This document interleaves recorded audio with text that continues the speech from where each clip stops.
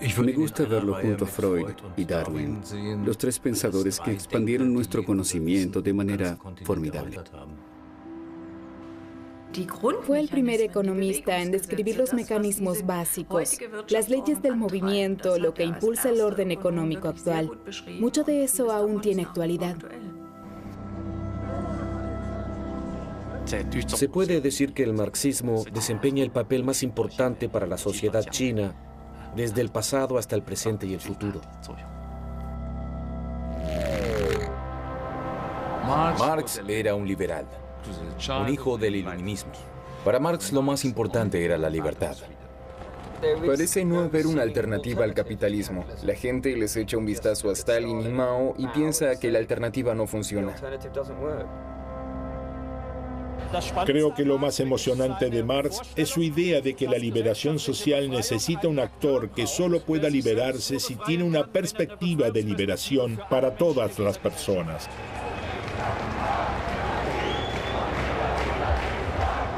Karl Marx, filósofo, periodista y economista, no parece haber perdido actualidad a 200 años de su nacimiento.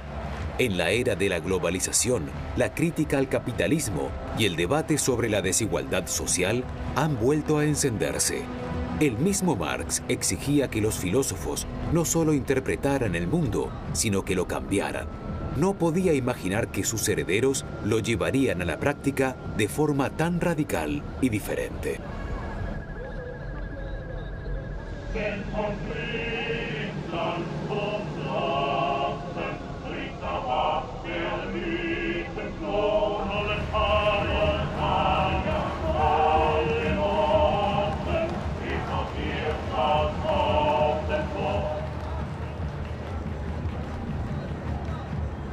La gente de muchos rincones del mundo se remitió a Karl Marx, proclamó revoluciones en su nombre y transformó sociedades.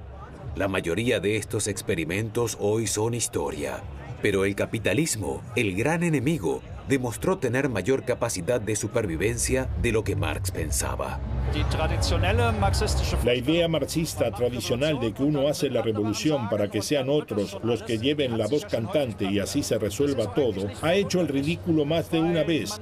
Uno no cree que si hay una lucha de clases y ganan los que hasta ahora siempre habían perdido, los otros dejarán de actuar así como así.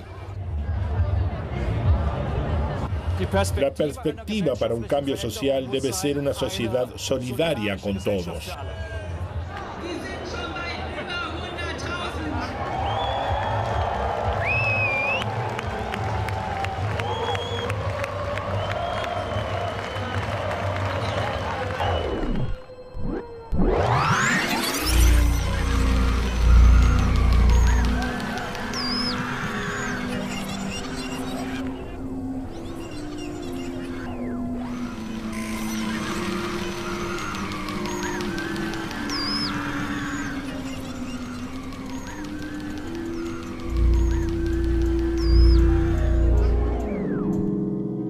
La revolución industrial es el tema central del siglo XIX.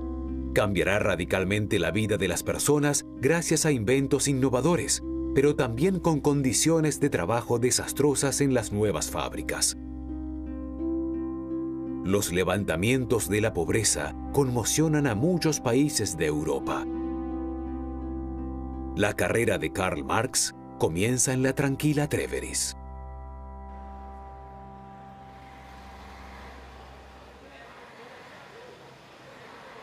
Karl Marx nació en Trèveris, y eso es muy interesante para los chinos porque veneran mucho a Marx.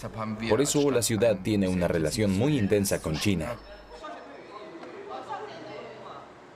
Los chinos se ofrecieron a regalarnos una escultura para el bicentenario del nacimiento de Karl Marx. Nos ocupamos de la idea, buscamos un lugar y después regateamos el tamaño hasta llegar a una altura total de 5,5 metros. Los chinos se alegraron mucho porque el 5 del 5 es la fecha del nacimiento de Marx y es otro simbolismo bonito que no habíamos calculado, pero que contribuyó a la hora de ponernos de acuerdo sobre las dimensiones.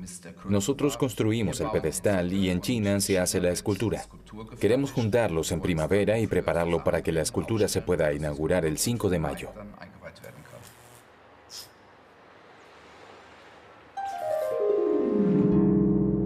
Marx pasó su infancia en Treveris. Su padre, abogado, no puede ejercer más su profesión en Prusia por ser judío. Por eso la familia se convierte al protestantismo. A los 19 años de edad, Karl Marx comienza a estudiar Derecho en Bonn, pero un año después se cambia a Berlín.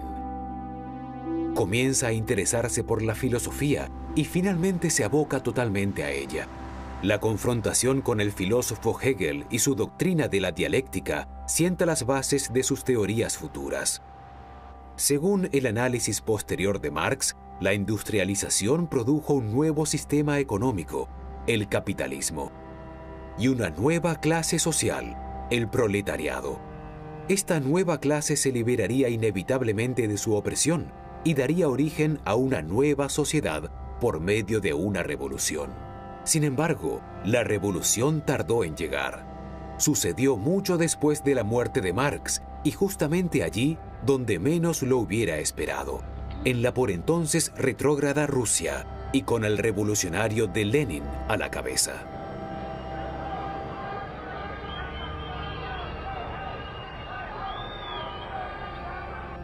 Lenin estaba organizado desde hacía décadas en un grupo de políticos de izquierda, la Segunda Internacional. Todos creían que si les informaba a los trabajadores cuál sería su destino real, estos se negarían a ir a la guerra para combatirse mutuamente y en cambio se unirían como proletarios de todos los países para hacer la revolución mundial. Eso no sucedió. Muchos socialistas experimentaron la desilusión de sus vidas, Lenin incluido.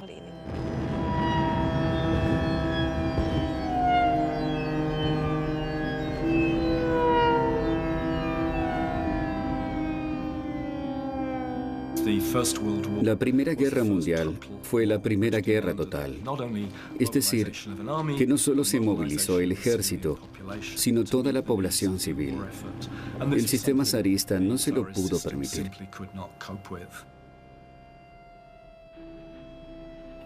Los alimentos empezaron a escasear cada vez más. El único partido que intercedía claramente por el fin de la guerra era el partido bolchevique. Durante el surgimiento de ese sentimiento antibélico, Lenin les exigió a los bolcheviques que tomaran el poder en nombre de los soviets, es decir, de los consejos obreros. A menudo se dice que Marx era determinista porque creía que el socialismo inevitablemente surgiría de las contradicciones del capitalismo. Por el contrario, Lenin era más bien voluntarista. Para él la voluntad era decisiva. No creía que el capitalismo por sí solo provocaría la revolución. A partir de eso, Lenin desarrolló un concepto muy especial del partido, según el cual los revolucionarios profesionales liderarían las masas. Sin Lenin, no hubiera existido la revolución bolchevique. La revolución enseguida logró un gran carisma, tanto por el aspecto terrible como por la idea y la inspiración.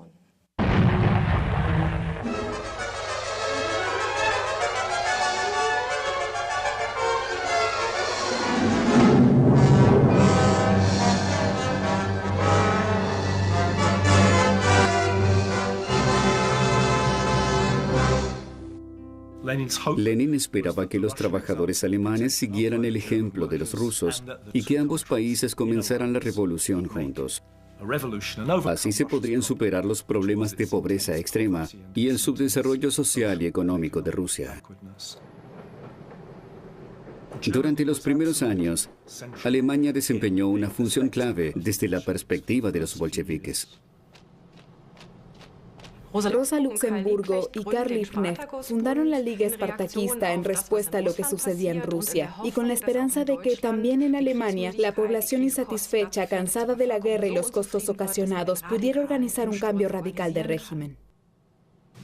Lo intentaron 3 veces y fracasaron, no porque su estrategia fuera mala, sino porque se enfrentaron a un adversario mucho más fuerte.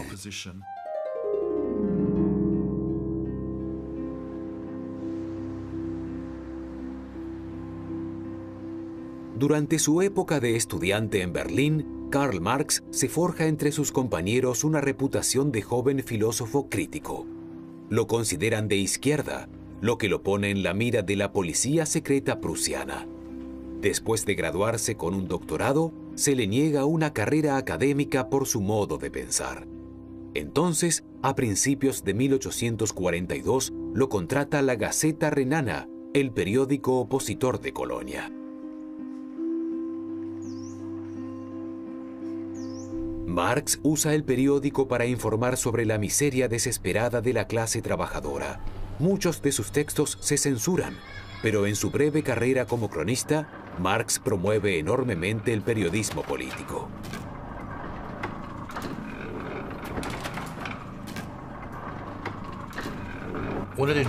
Sin el periodismo, Marx no se hubiera convertido en lo que es.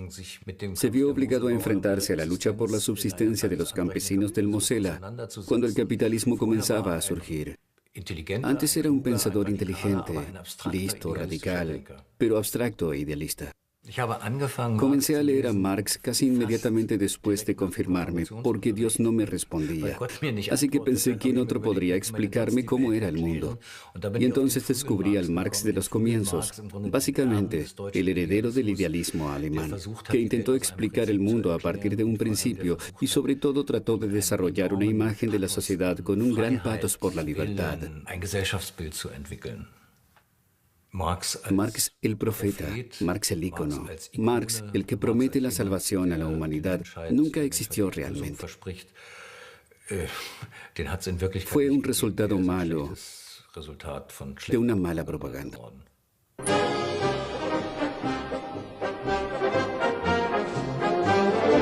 Más tarde, la propaganda también idealiza los efectos supuestamente beneficiosos de las revoluciones. Estos carteles no dicen que hubo millones de muertos en la Unión Soviética de Stalin, ni en la China de Mao Zedong.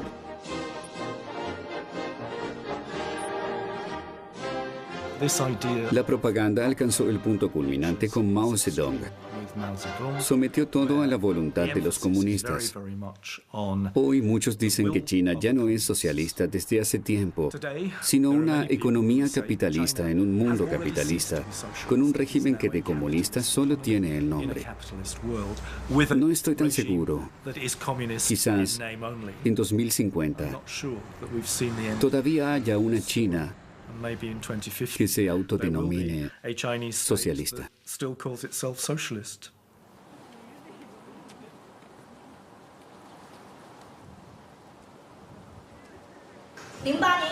Desde 2008, la crisis del capitalismo se ha agudizado constantemente. Pero, ¿qué significa esta crisis? En realidad, nos enfrentamos a las mismas preguntas que Karl Marx en su momento.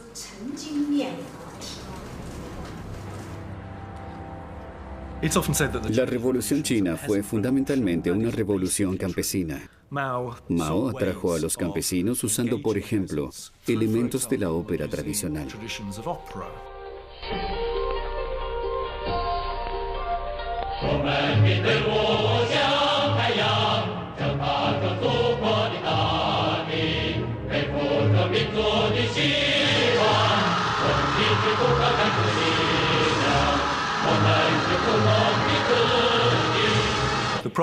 El problema del socialismo en los estados subdesarrollados era que, si bien aspiraba a mejorar las condiciones de vida de la gente, en realidad exprimía a la población para obtener los recursos necesarios para un estado fuerte, industrial y militarmente.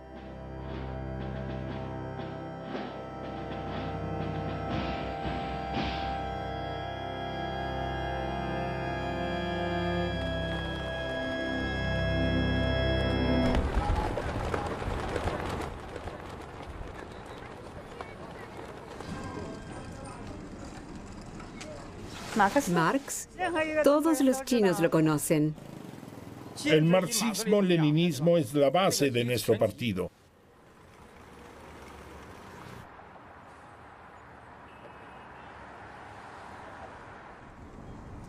En la escuela colgaban grandes carteles de Marx.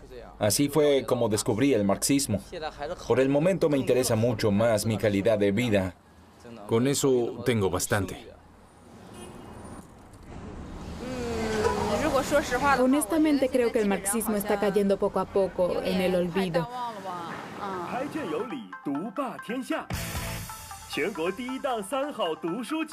A todo esto, el gobierno chino invierte mucho dinero para divulgar las ideas marxistas en forma de libros, nuevos medios y hasta un programa de televisión.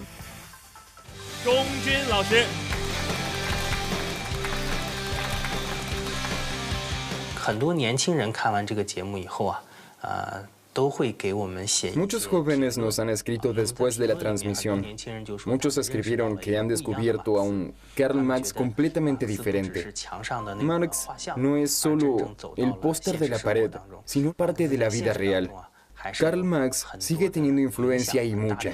Sigue vivo y todavía es útil. Como resultado del 19º Congreso Nacional, se espera que China se convierta en un país socialista moderno a mediados de este siglo.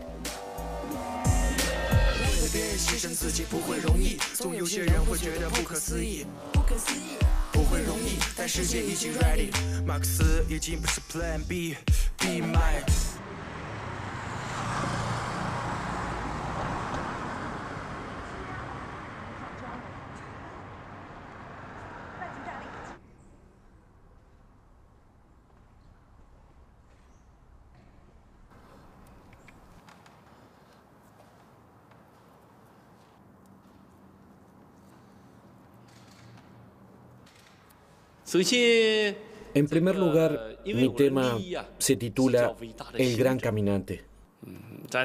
Es el núcleo de sus pensamientos, de sus conceptos filosóficos y de su vida.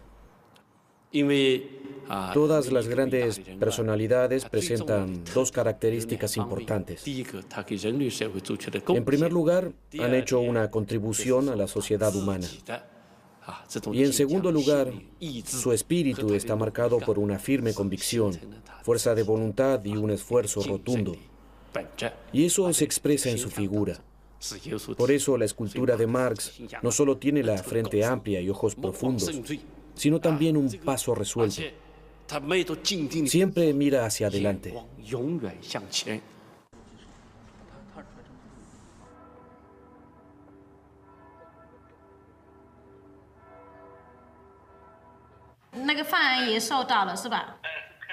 Ok, de acuerdo. Ya la vio. Ya le echó un vistazo.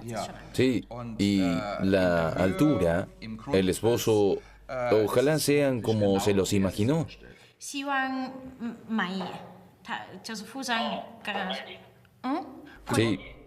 Está conforme. sí, teníamos dos variantes. Una con las esquinas redondeadas y Las gradas levemente desplazadas. o la otra variante de ángulos rectos, la que prefiera.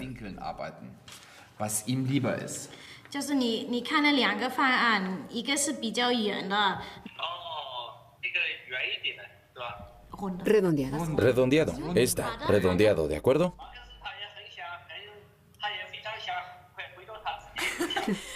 Karl Marx se alegra de volver a casa. A principios de 1843, la censura prusiana prohíbe por completo la Gaceta Renana. Karl Marx va a París tras un ofrecimiento. Ese año se casa con su novia de la infancia, Jenny von Westphalen. A mediados del siglo XIX, París era un imán para los espíritus libres. Aquí se discuten ideas y temas comunistas, como la abolición de la propiedad privada. En París, Marx conoce mejor al filósofo y revolucionario Friedrich Engels. Sus reseñas sobre la miseria de la clase obrera de Inglaterra lo impresionan profundamente. Se aleja del periodismo y en su lugar se dedica a la economía política. Por primera vez en este período, escribe sobre la lucha de clases y la autoliberación del proletariado.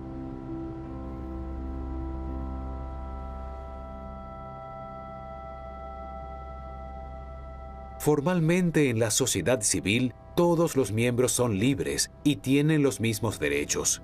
De hecho, los proletarios solo pueden elegir a quién venderle su trabajo, es decir, con qué cadenas atarse.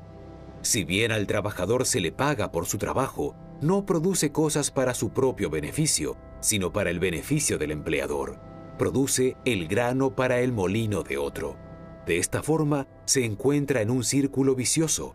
Su capacidad de trabajo hace que la propiedad privada de los capitalistas aumente constantemente, lo que desemboca en una explotación aún mayor. Toda la sociedad se divide cada vez más en dos grandes grupos hostiles, la burguesía y el proletariado.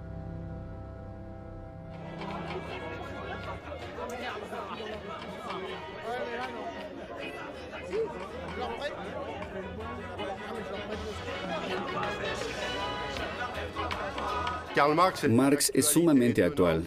Nunca ha habido tantos pobres, tanta gente amenazada por la pobreza, personas sin techo ni refugiados, y las grandes fortunas explotan. Yo reinterpreto la clase obrera.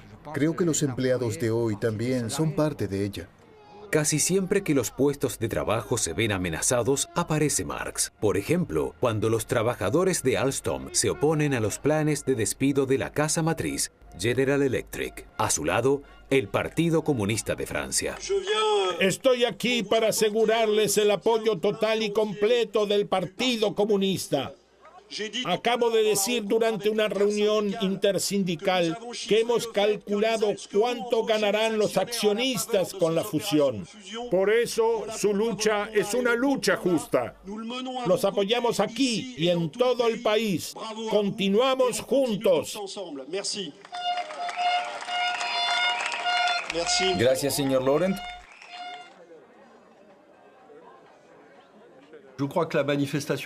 Creo que la demostración de los empleados de Alstom que presenciamos es muy típica del capitalismo actual.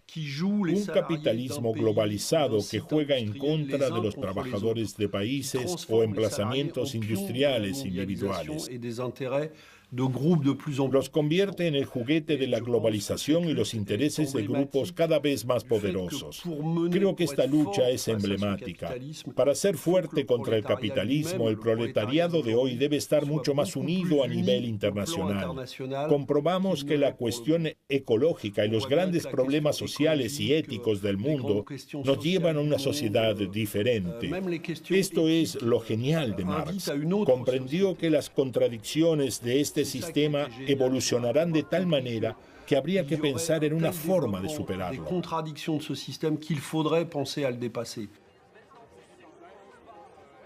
Creo que el Partido Comunista de Francia fue muy fuerte después de la guerra porque en los años 30 desempeñó un papel importante en la lucha contra el fascismo de Europa. Muchos avances importantes en lo social y económico están marcados por el comunismo, sobre todo el seguro social, que se introdujo en 1945 gracias a un ministro comunista.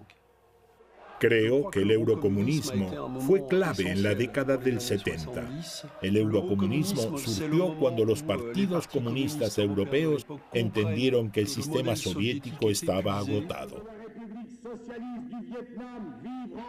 El eurocomunismo se desarrolló en Europa Occidental en el contexto de la Guerra Fría. El nuevo socialismo había de ser independiente de la doctrina soviética y estar legitimado democráticamente. Esta idea encontró admiradores fervientes en muchos países, sobre todo en Italia y Francia. Mientras los partidos comunistas de Europa Occidental se alejan cada vez más de la Unión Soviética, la RDA busca forzosamente la solidaridad de Moscú, con grandilocuencia y propaganda. Aquí también el partido recurrió a medios autoritarios para imponer su interpretación del legado marxista, en el que no había espacio para la libertad de los escépticos. El 10 de mayo de 1953, la ciudad de Chemnitz recibió el nombre de ciudad de Karl Marx, lo cual fue un gran reconocimiento a las tradiciones revolucionarias de la clase trabajadora de esta ciudad.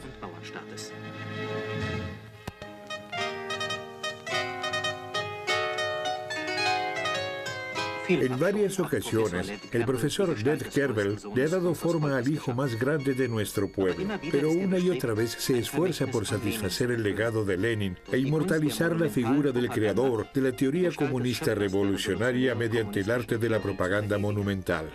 Mientras trabaja sobre los diseños, Kerbel lee las obras de Marx. Quiere expresar de forma gráfica el contenido de las ideas revolucionarias del marxismo, la fuerza indomable de la naturaleza apasionada del revolucionario y científico.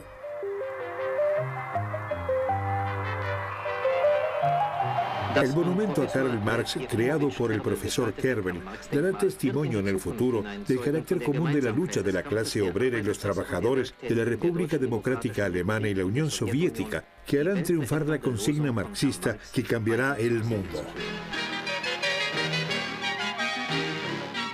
Bajo la ovación de 250.000 habitantes, el camarada Erich Honecker dice: llegará el día en que todos los pueblos del mundo se quitarán el yugo de la explotación y levantarán un monumento al hombre que encontró la clave para la liberación de la humanidad en el lema "Proletarios de todos los países, unidos", Karl Marx.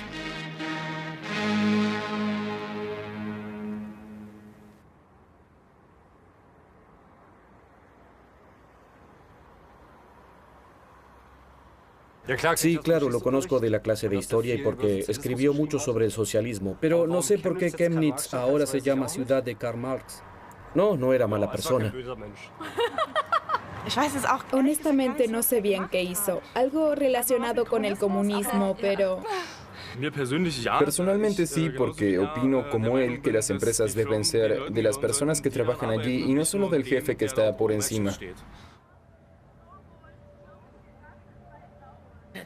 Por supuesto que Marx se conseguía en todas partes. Había unos volúmenes azules que me regalaron cuando cumplí 18 años, pero si uno interpretaba a Marx de manera que se entendiera una crítica a la ideología dominante o a la política imperante, podía meterse en problemas. En lo personal, comencé a leer a Marx cuando tenía 18 años. En realidad, llegué a Marx porque me aboqué mucho a Goethe y Hegel y de la filosofía clásica. Pasé a Marx a modo de continuación, de ampliación, porque Marx es en cierta forma hijo de la filosofía alemana clásica.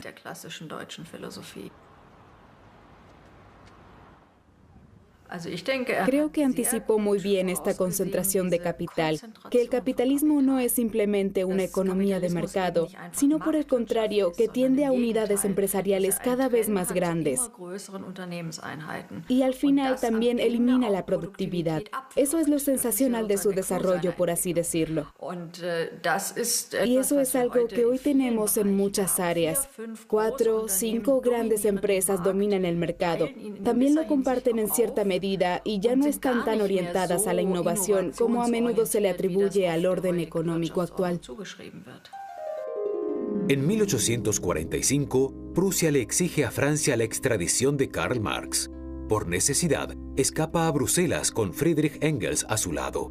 Quieren prepararle el terreno a un partido proletario y para eso se contactan con Wilhelm Weitling, que en 1836 había fundado la Liga de los Justos. Marx y Engels logran rebautizarla como la Liga de los Comunistas y reciben la orden de escribir la plataforma política del partido. En el año revolucionario de 1848 se publica el Manifiesto Comunista. Un fantasma deambula por Europa, el fantasma del comunismo. Las potencias de la vieja Europa se han aliado para perseguir a ese fantasma. Que las clases dominantes tiemblen ante una revolución comunista. Los proletarios no tienen nada que perder excepto sus cadenas. Tienen en cambio un mundo que ganar. Proletarios de todos los países, unidos.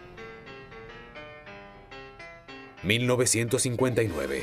Un hombre joven y carismático derroca la dictadura de Cuba junto con un pequeño grupo de revolucionarios. Poco después, Fidel Castro construye una república socialista muy cerca de Estados Unidos. Unos años después, la juventud del mundo occidental se opone a la generación de sus padres. Castro y el Che Guevara se convierten en los ídolos del movimiento estudiantil del 68. Claro que nos referíamos a Marx cuando hablábamos de los intelectuales, pero es solo una superestructura de la que no puede surgir la revolución. Había que revolucionar las empresas. Entonces muchos de nosotros fuimos a las empresas durante meses, a veces durante años. Así nos enteramos por los mismos obreros, que de ninguna manera nos estaban esperando para que los redimiéramos. Después apareció la teoría de Marcuse de las necesidades ficticias, que dice que nadie sabe cuáles son sus necesidades. Todos se dejan seducir por el capitalismo y tenemos que decirles cuáles son sus necesidades reales. Y lo cuestionaron a Marx. Propusieron que la conciencia juega un papel crucial en el diseño de la revolución. Era casi antimarxista porque en realidad el ser determina la conciencia. Y entonces solo puede haber una revolución cuando la realidad incita el pensamiento. Y además Marx tenía algo que siempre me ocupó y al mismo tiempo me causaba rechazo. En toda la construcción marxista no hay una sola frase tan simple como "no matarás". No hay ningún principio que prohíba matar una cantidad cualquiera de personas en nombre de la revolución. Y por supuesto que esa falta de ética es un defecto fértil que vive en la estructura y siempre hace que se desplome.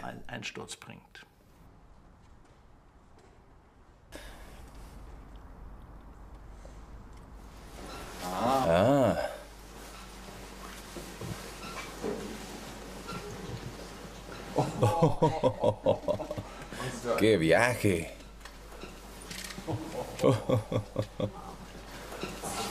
Vamos al otro lado.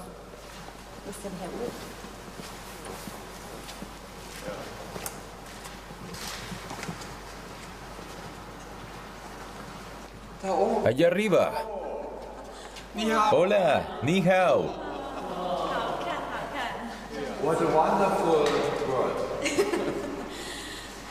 Sí, algunos tienen reservas para debatir sobre el tema. Yo fui alcalde en Alemania Oriental y vi cómo la gente sufría con el marxismo-leninismo, cómo se los privaba de su libertad, cómo se los limitaba. Por eso hay tantas dificultades con esta ideología. Quedamos en que la colada se hará antes de Navidad. En enero se transportará y resolveremos los problemas que tengamos.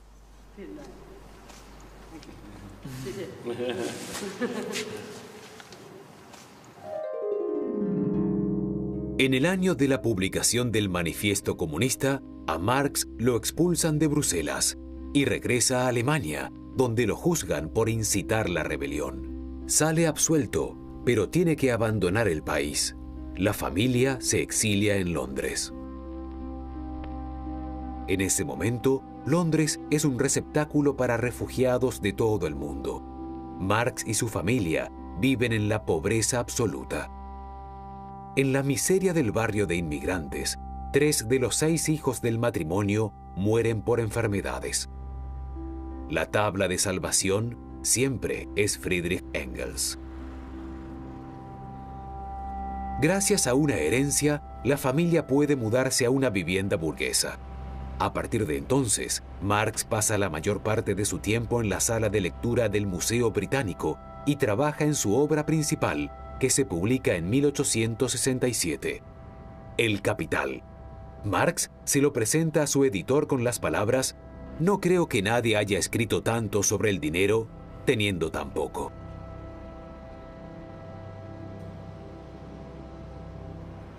En Reino Unido, Marx nos remite más a la cadena de tiendas Marks & Spencer que a Karl Marx. No lo conocemos tanto como deberíamos.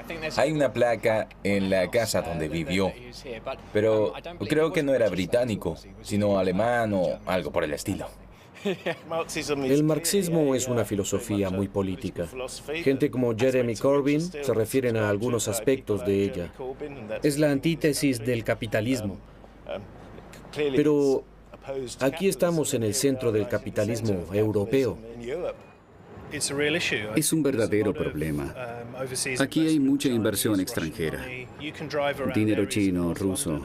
En el norte de Londres hay barrios enteros que están desiertos. Es una pena. Los londinenses se ven obligados a mudarse a la periferia de la ciudad.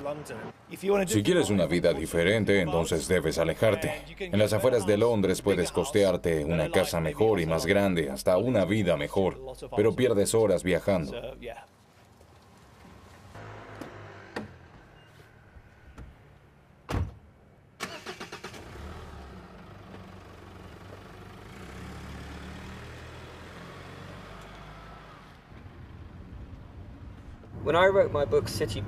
Escribí mi libro City Boy como una advertencia para no convertirse en un banquero como hice yo, y recibí miles de correos electrónicos, también de Alemania, de parte de jóvenes que me preguntaban, ¿puedes conseguirme trabajo en un banco? Piensan, ¿qué importa si engaño a la sociedad si al hacerlo gano tanto dinero? Lo que sucedió en el sistema bancario no fue irracional. Los chicos que desarrollaron esos productos financieros que después estallaron en nuestras narices actuaron de manera muy racional, porque antes del colapso recibieron una bonificación año tras año. Todos consideran que las ideas de Karl Marx han sido desvirtuadas y el capitalismo ha ganado. Sin embargo, Marx tiene muchas cosas interesantes para decir sobre nuestro sistema actual, sobre la alineación que causa y que puede provocar su propia destrucción. Pero tal vez cometió el gran error de creer que un trabajador se solidariza automáticamente con todos los que, como él, padecen la explotación capitalista y por lo tanto habrá una revolución global. En realidad, hay tantas otras cosas que pueden dividir a las personas. El origen, la religión, o el equipo de fútbol, la ciudad o el país de donde eres. Nada reemplazará el capitalismo en el corto plazo. Todos estamos atrapados. Aunque muchas personas ya no pueden costearse la vida en su propia ciudad, Londres sigue siendo la ganadora del neoliberalismo. Otra ciudad se ha convertido en el símbolo del lado oscuro del capitalismo: Atenas. La crisis financiera de 2008 sumó a Grecia en una profunda depresión y la convirtió en el juguete de los acreedores internacionales. Desde entonces, el país se encuentra en permanente estado de excepción. El capitalismo trajo consigo nuevas alegrías, pero también mucho sufrimiento, pobreza y desesperación como nunca antes. En todo el mundo, el proletariado no ha disminuido, sino que ha aumentado. El problema de Occidente es que los trabajos que se reubicaron han dejado una parte de Europa luchando desesperadamente contra la inseguridad, el desempleo y la falta de perspectivas. Es un problema de distribución. Ese siempre fue el problema del capitalismo. Crea riqueza extrema y, al mismo tiempo, nuevas formas de miseria. Para mí fue un gran incentivo aprender más sobre Marx porque crecí en Grecia durante una dictadura en la que Marx era tabú. Así es con los jóvenes. Les dices, no lean a Goethe por nada del mundo, y lo único que quieren es leer a Goethe. Además, estaba muy interesado por entender el capitalismo. En las sociedades capitalistas liberales hay un contraste muy interesante. La política funciona democráticamente, mientras que la economía funciona de forma jerárquica y de acuerdo con reglas feudales. Marx decía que la democracia no funciona por esta división. Cada vez que una nueva tecnología tiene éxito comercial, los dueños tienden a usarla para monopolizar el poder y conservar para sí el beneficio de ese nuevo conocimiento. Eso sucedió en la segunda revolución industrial y ahora mismo con Google, Facebook y la inteligencia artificial. Todas técnicas basadas en Internet. Es crucial que la humanidad no desaproveche esta oportunidad fantástica con la monopolización, sino que encuentre formas de democratizar esas herramientas que hemos producido en conjunto. Lo que experimentamos hoy es un cambio en las relaciones de producción que borra la línea entre la producción y la actividad cotidiana. Somos productivos en cuanto a la producción de valor cuando buscamos algo en Google, porque con numerosos clics producimos el valor de la empresa Google. No nos gusta para nada, pero de hecho lo hacemos. Es decir, la socialización de la producción Es un paso que ha adoptado formas totalmente diferentes a las que Marx había imaginado. Todavía no tenemos un concepto racional para eso. Los poderosos harán cualquier cosa para mantener una situación que los beneficia. Harán lo que se conoce como flexibilización cuantitativa. Imprimirán billetes, bajarán el interés o grabarán lo que sea necesario para mantener el sistema.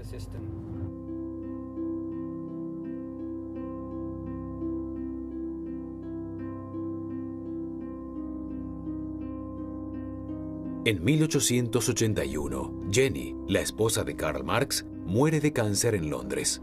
A Marx le cuesta afrontar la pérdida y muere menos de año y medio después en su sillón del apartamento de Londres. Quizás Marx sintió que no todas las interpretaciones posteriores de sus ideas le agradarían. En todo caso, su amigo Engels recogió esta frase que se le atribuye al autor de El Capital: "Todo lo que sé es que yo no soy marxista". Al final de su vida, Marx estaba convencido de que si la democracia funcionara, podría surgir de una forma pacífica algo que hoy llamaríamos una economía social de mercado con orientación cooperativa.